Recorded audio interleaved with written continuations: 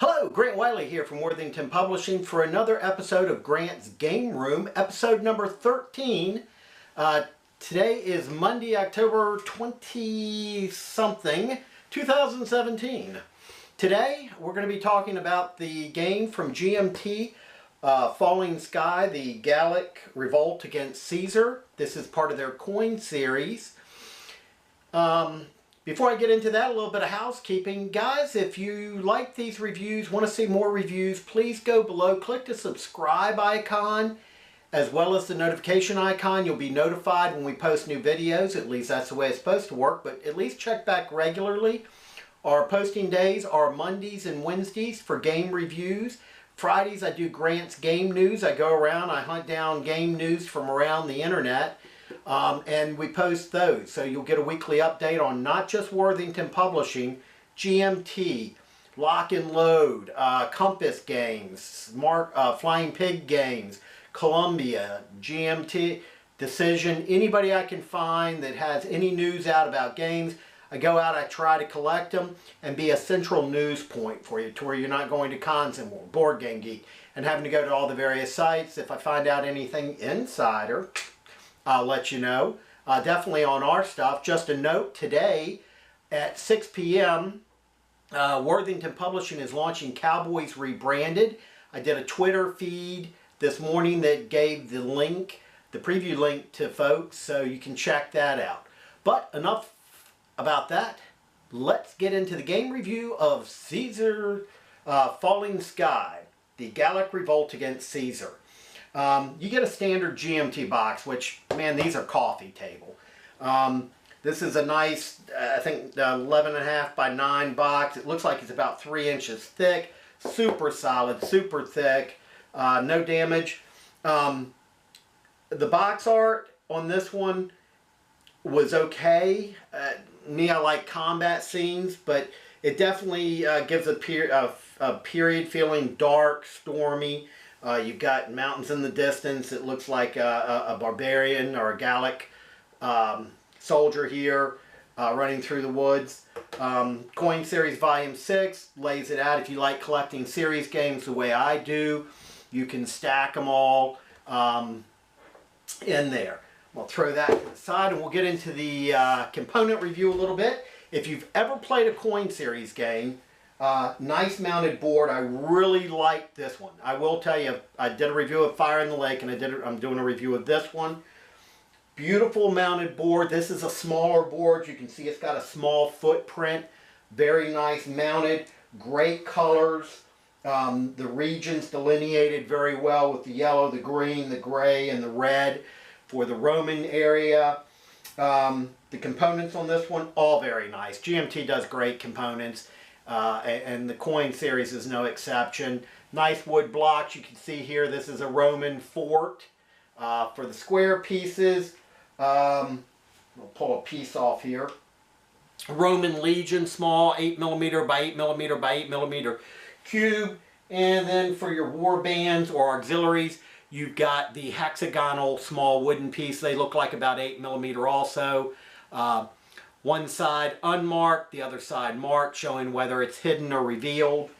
You've got leaders in this one. A little bit of a difference from the other coin series that I reviewed, Fire in the Lake. No leaders. Of course, Vietnam, you're talking different levels. Vercingetorix here, and then it's somebody, a successor, if he gets killed or eliminated in the game.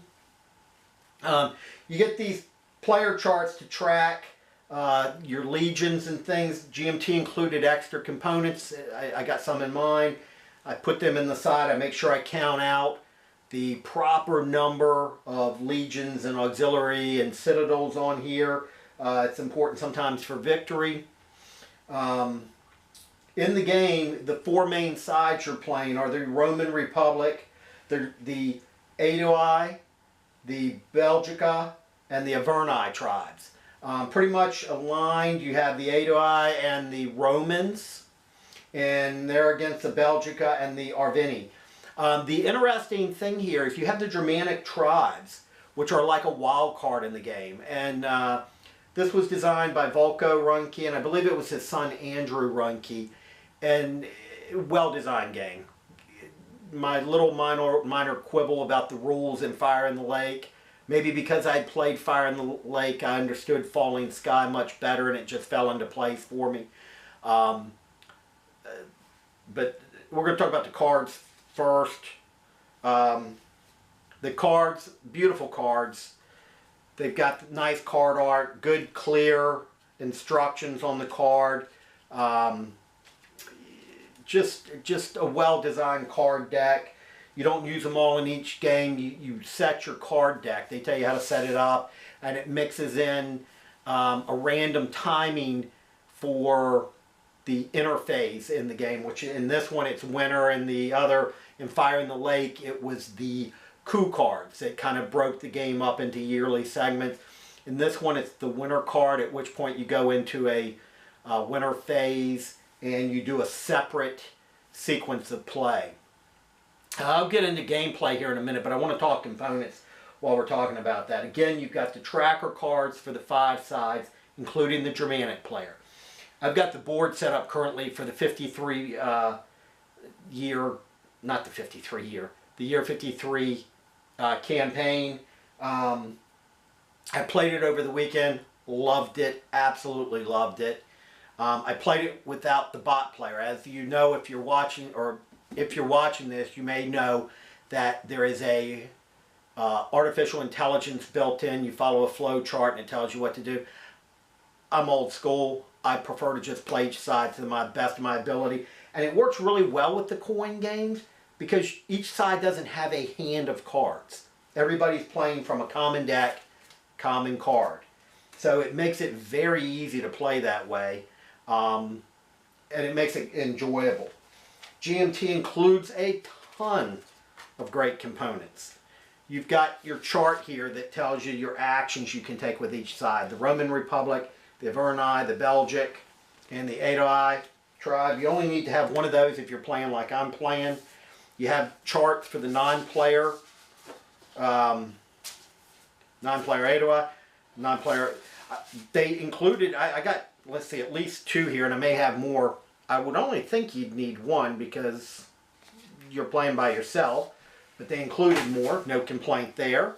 Sequence of play card with the Germanic tribe cards. You kind of need this one out just because of the Germanic tribe. They pop up here and there. You've got to be able to play them with some of their actions and capabilities available. Again, more charts. Each player gets a chart. So I'm going to throw those to the side. Don't need those right this sec. And again, more sequence of play and more charts. So you got 1 for each player at least for the 4 main players. You've got a non-player guideline. You have a thing for the bot for the 4 players here. And then you've got a battle procedure. Battle's a little bit different than in Fire in the Lake. There's a battle procedure, and you kind of follow the flow chart. I told you in the last video I'm not a flow chart type guy, but this works very, very well. It just does, and I didn't mind it. It was kind of seamless and painless, you know, and you end with your combat. Once you get the hang of it, no problem. I gotta say, anything I complained about in the last game, I totally love in this game. The playbook, again, that's how I learned how to play Fire in the Lake, by laying out the tutorial. They do the same thing in this one. So this is your first game. Lay out the tutorial, walk through it. It'll teach you how to play. There's a couple good videos on the YouTube. If you get a chance, go out to YouTube. Just do a search on Falling Sky. You can watch folks play. They play. There's one YouTuber that posts how to play, and he starts out just showing you the actions that each side can do. And then there's another guy. He's playing the full game. Just follow it. You'll get it. They teach you how to use the bots. They give you strategy, non-player examples, card, design notes, which is great. They did it kind of in a Q&A fashion, which I really dig. I did that in one of our games. Event text and notes. The only complaint there is, I think if you're going to put something like this in here, it's great having the background and tips, but rather than just repeating the card information, maybe flesh out the card, because some of the cards are a little thin on text. They've got limited room. I totally get it.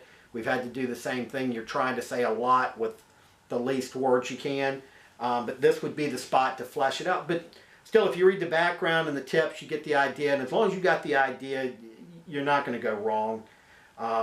Credits, scan of the counter sheets. There are some counters and markers in here that you need to keep track of. Card list, shows you the player order for that card. And then a nice thing on the tribes, because really controlling the tribes, the circle pieces on the board is critical for the players, and then gives you a breakdown of the forces. Great playbook. The rule book. Look at this, man. You can't beat this up. The 53 BC setup, they give you on the back. I love when companies do that. We've done that on a couple of ours.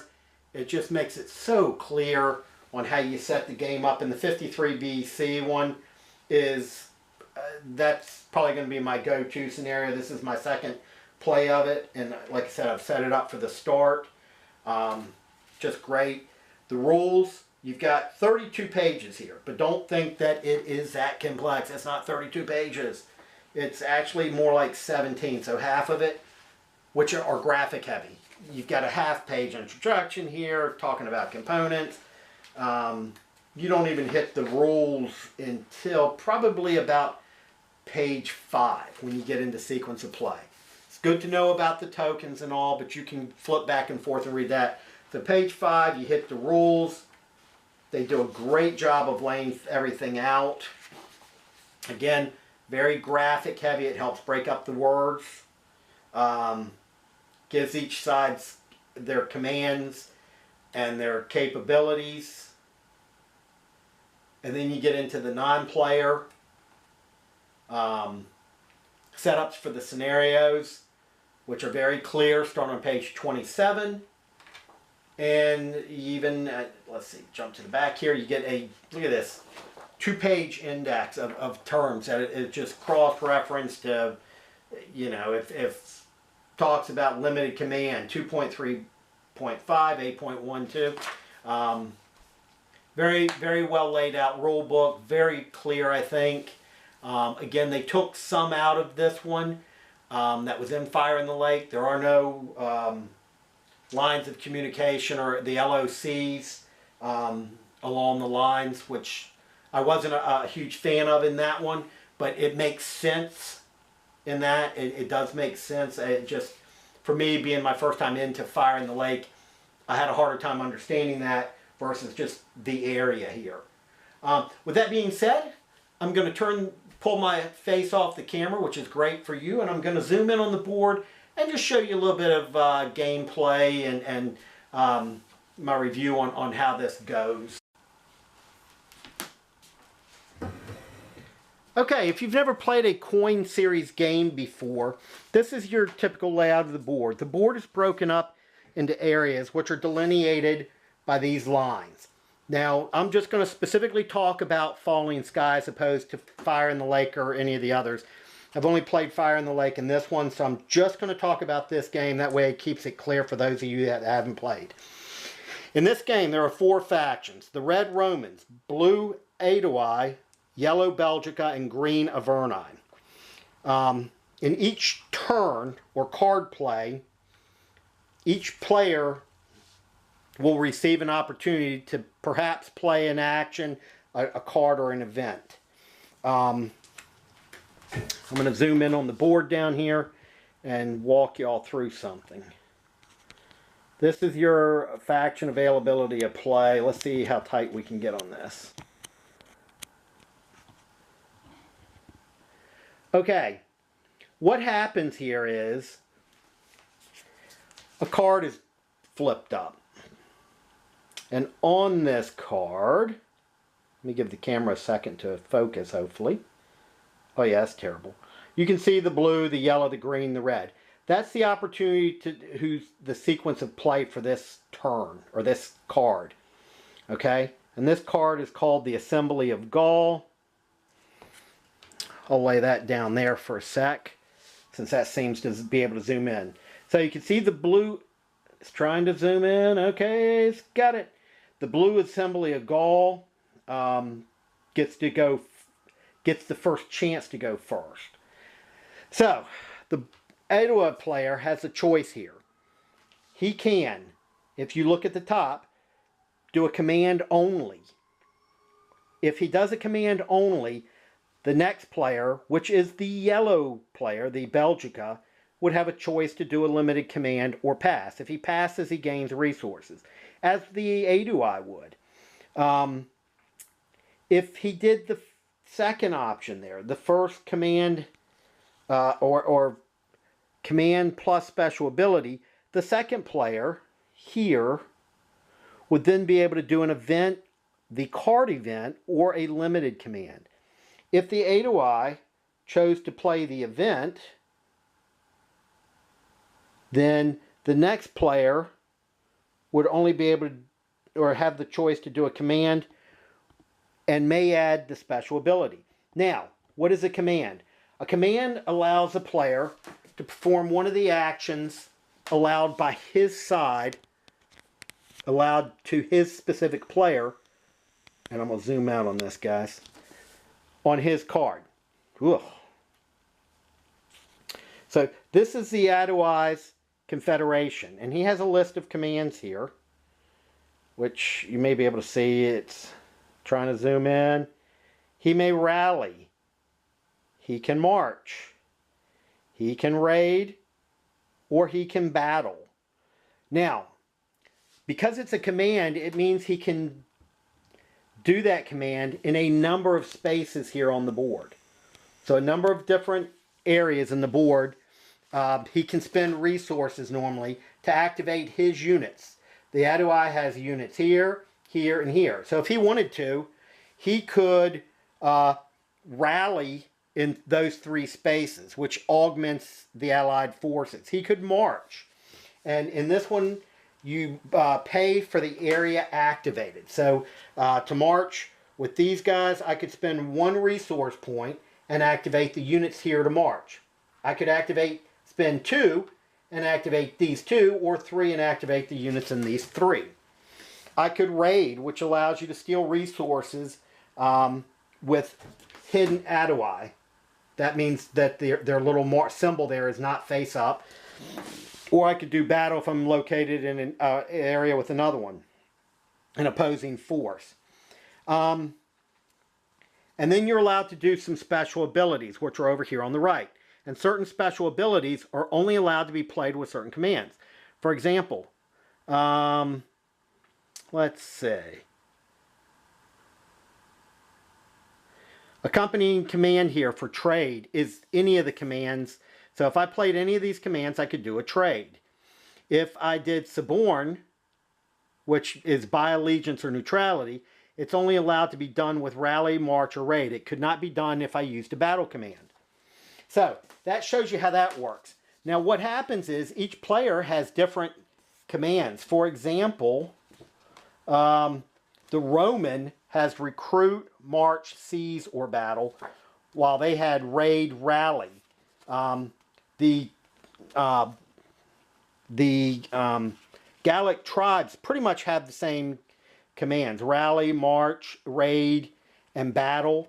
There may be some subtle differences in how each one can do it. The Averni may have slightly different roles than the Etowah, and they definitely all have different special abilities, though.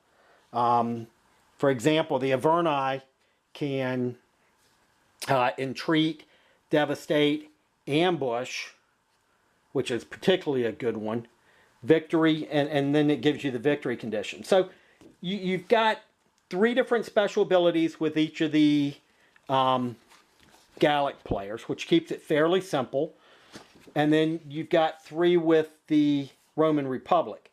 So because this one, they have such similar command abilities and command capabilities, and special abilities, it makes it very simple.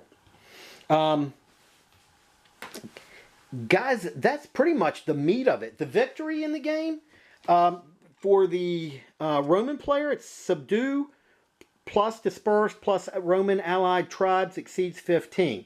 So that means if they can disperse some of these allied areas, or plus Roman allied tribes, if they can get those to exceed 15, they win if at the start of a winter turn. And the winter cards are down here and they pop up and you go through a winter thing.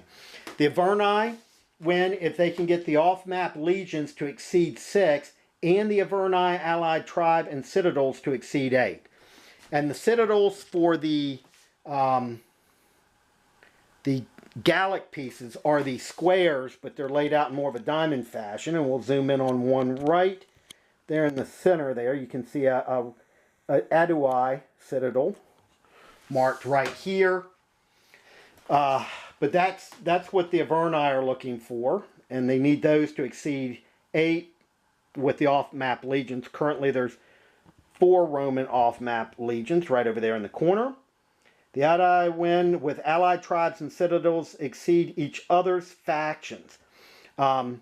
Which is interesting because this scenario starts out with a couple of the sides right at their victory levels. So it doesn't take much.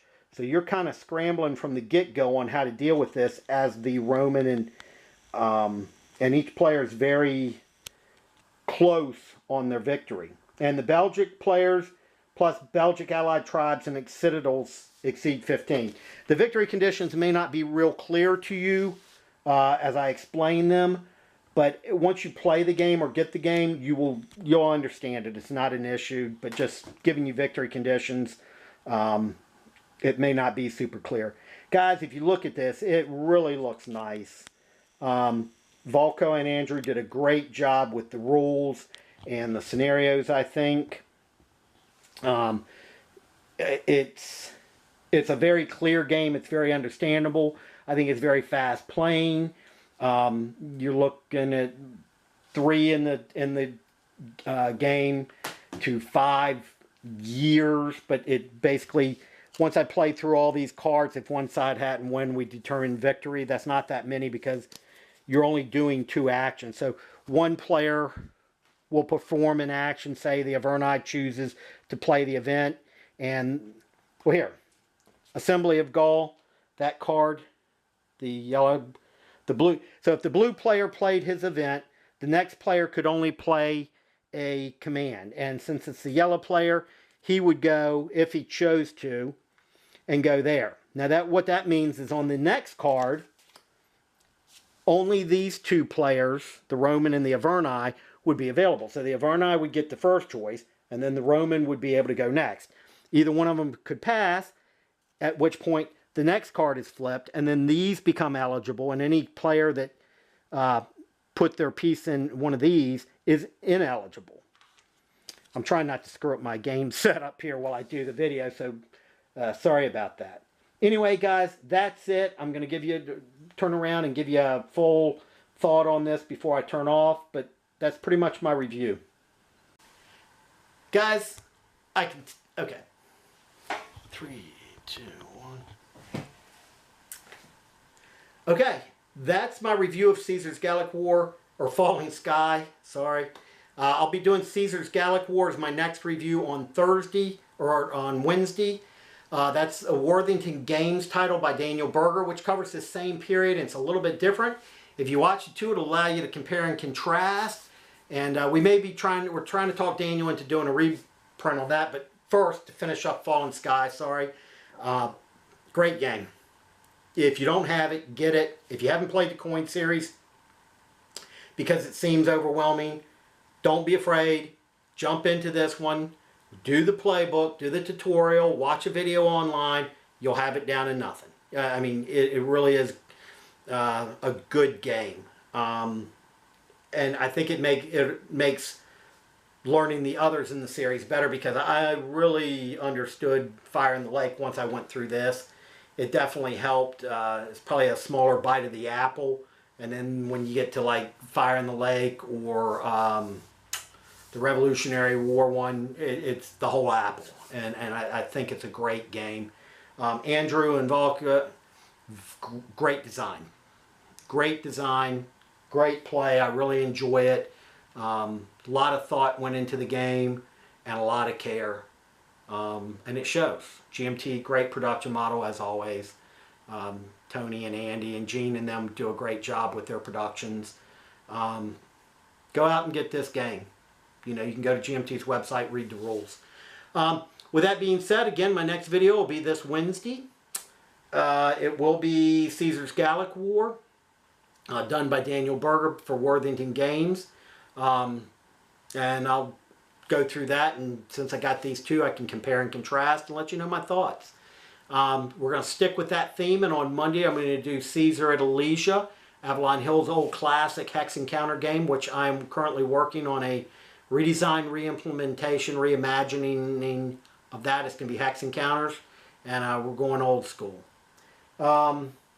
With that being said, guys, please go below, click the subscribe button, click the share icon, go out there and tell your friends how brilliant these reviews are, and share. Most of all, play a game, have a great day, and as always, happy gaming.